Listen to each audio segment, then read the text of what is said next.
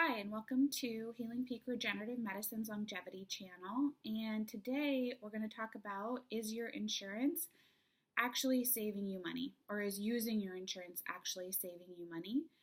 And the reason I want to talk about this is because I think there's a really huge change happening that we're all experiencing with health insurance. And it's been coming for a really long time, but it's definitely here now.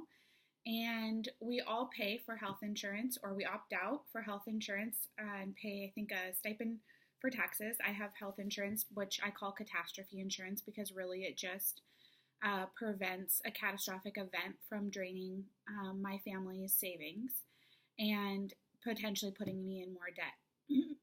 And so the reason I want to talk about it is because I feel that many generations, especially older generations, really feel that if they pay their health insurance, that should cover all of their medical costs. And then also have this idea that Medicare will cover their costs once they turn 65 and that Medicare is free. And then they turn 65 and realize that Medicare is thousands of dollars. And when you're in the better health you're in, the less your Medicare is going to cost when you turn 65. And it can be a massive undertaking and process even to find the right Medicare plan. I do have an advocate for that.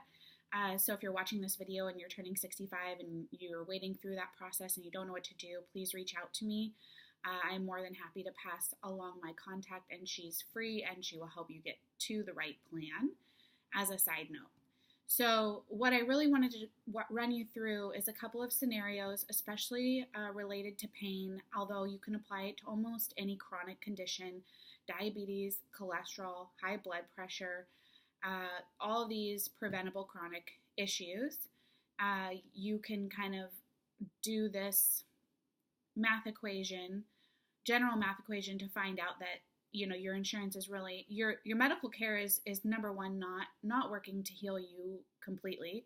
It's managing your condition, and that also you're going to pay a lot more down the road because of that system. So, for example, a patient who comes in with pain is going to go to their primary care doctor. Let's say it's an MD. And then they are going to be given either over-the-counter pain medication or told to take over-the-counter pain medication and a referral for PT. PT is fantastic in conjunction with other therapies. PT by itself rarely gets everything done that needs to get done. And I feel that way about a lot of therapies. Therapies that I do, acupuncture, often works much better when it's done in conjunction with PT or chiropractic care. And so there are some therapies that are lower intervention and that help long term but won't heal the actual injury itself. And so when you go into your primary care doctor, you're going to pay your copay, or you're going to pay a deductible amount once your insurance says, okay, we covered this much, it goes towards your deductible, which could be, I don't know, $5,000, $6,000. And then you're going to pay a copay, or for the whole visit, that goes towards your deductible for every PT visit you have. And the chance that PT visit is actually going to fix your problem is relatively small, especially if it's a chronic pain condition you've had for a long time. And then on top of that, if it doesn't fix your condition and you go back, then the next step, or could be, depending on how severe your pain is, cortisone injection. Cortisone injection is steroid injections. They turn the fire alarm off in a house or a joint or a painful condition that's, the house that's burning down, essentially. So all they do is tell your body, oh no, there's no problem here, when there's really a problem there, and the cortisone itself actually degrades the tissue and makes that joint weaker. So when that cortisone injection wears off, then you're going to need another one, and that's not going to last as long. And ultimately, you're looking at joint replacement therapy. And what's an expert in these fields mean? It means that they are experts in the tools that they have, but not experts in any other tools. And I also think that there's a common misconception that medical doctors have training in vitamins and the other therapies that are out there, which is a total fallacy. So MDs really are good at the things that they were taught. And that's a really important thing to understand when you're going to seek medical care from them or taking their advice, because if they don't know what's out there, then how are they going to advise you to go do something different? And often they think that it's not well researched when it actually has been well researched. So the point I'm trying to make is that someone who is going to use their insurance for a painful condition is often going to pay more out of pocket than if they were to go use their health or go spend their own money or health savings account to get their condition treated by an alternative healthcare practitioner.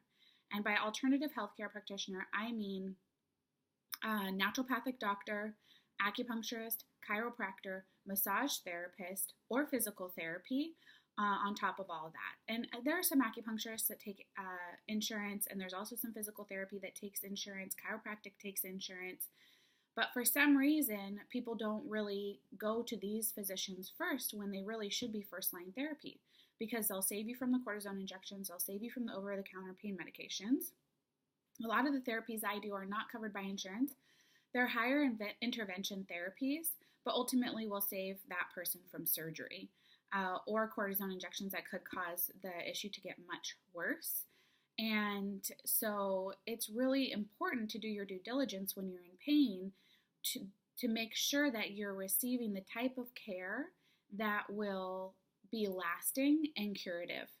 And so what it has really happened, unfortunately, in our typical standard of care for pain management is that the therapies are palliative. They just to get you out of pain in the moment, and then they eventually lead to a joint replacement surgery or just chronic management of that pain through meds or through injections. And that person never truly heals.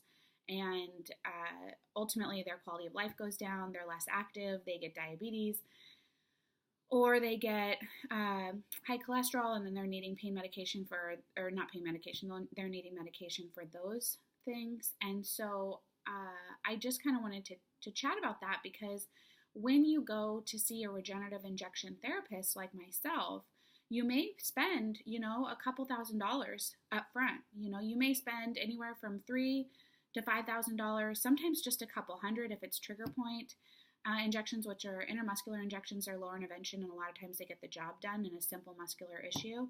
And you're going to probably spend thousands and thousands more if you go the Western medical route, because your issue is never going to get fully solved. So you'll spend you'll spend more money up front if you come to somebody who doesn't accept your insurance, but your issue will be fixed. If you go through the standard medical care route but use your insurance, then your issue will get managed. You will not become restored. It's very rare that anything is curative unless it's like a thing that's going to resolve on its own anyway, which is like a muscle strain. But for any chronic long-term pain conditions or injuries, you're going to spend way, way, way more money, both upfront and long-term, if you go to a typical medical doctor and go through that process of care. So I just kind of wanted to talk about what the true cost is of these conditions, because I think that the paradigm has really shifted, and your health insurance is there for you in case you fall off a ladder or something emergent happens, and that saves you. That's essentially like home insurance. It saves you from a catastrophic event so that you don't lose everything. But conditions that are being managed all the time, that's not really what health insurance is for. It's sick insurance, right? It just keeps you sick, it keeps you going, it keeps you moving, it keeps you in the game for a while, but eventually it's really just going to lead you down a path of poor health and deconditioning and a place that none of us really want to end up. And that will probably be in one of my future videos about, what happens with the elderly people in this country is a crime. And so that's another topic for another day. But the whole mission of my practice and the goal of my practice is to get people better permanently, and so that I don't see you again for the same condition, and that your pain or growing your hair back or your diabetes gets reversed. All these things is to educate you on how to maintain your quality of life and your activity levels for the duration of your life so that you don't have to end up in one of the long-term care facilities, especially at a young age. So please, if you have any comments about this or questions, or you don't understand what I mean by the true cost of healthcare, or how you're going to save money if you actually seek out alternative forms of healthcare and treatment instead of using your insurance, I'm more than happy to have a long conversation with you about this. It's a passion of mine because I find it so frustrating that our healthcare system is really dropping the ball and leaving people with a lot of chronic conditions that could be cured instead, which, is sort of that catch-22 because that leads to even more future healthcare crises because the insurance companies have to continually pay for that issue. So that is my longevity channel bone to pick with you guys today, and I will be back next week with more. If you're enjoying this channel, please subscribe, and also you can follow me on Instagram at Dr. Amber Nixon. I post there fairly regularly, and will continue to do these videos, and I will talk to you guys next week. Have a great weekend.